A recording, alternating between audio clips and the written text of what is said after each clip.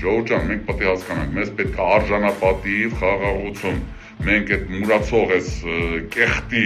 խաղաղությունը չենք ընդունելու, մենք ընդունելու ենք միայն արժանապատիվ խաղաղություն, սա է լինելու մեր խաղաղությունը, եւ մենք հասնելու ենք այդ խաղաղությունը, մենք ունենալու ենք այդ խաղաղությունը, հանգիստ եղեք,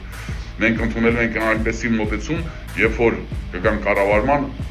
բացի նրանից, որ այսօր օրվատությամբ երաշխիքները ԱՄՆ-ն ու Եվրամիությունն են մոտակա 3 տարին պատերազմ չի լինելու լայնածավալ, իմացեք, դա 100% չի լինելու լայնածավալ պատերազմ։ Սադրանքներ կարան լինեն նրա պատճառով, որ թողեն սրան, որ սահմանը այլի աթորին։ Ասում եմ, այս իրանց խաղն է, Ալիև, Էրդողան,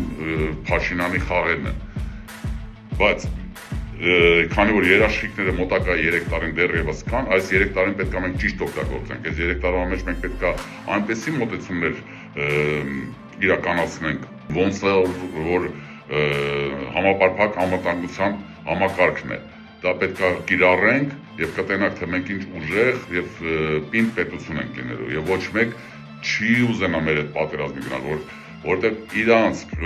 ունեցած զոհերը այդ պարագայում կլինեն անհամեմատ եւ իրը ոչ մեկին ձեռ չի տալու Հայաստանի հետ պատերազմի գնալ։ Էլ չեմ ասում նրա մասին, որ եթե մենք ուր համախմբված ժողովուրդ դառնանք, մենք կունենանք ուժեղ պետություն, ուժեղ տնտեսությունը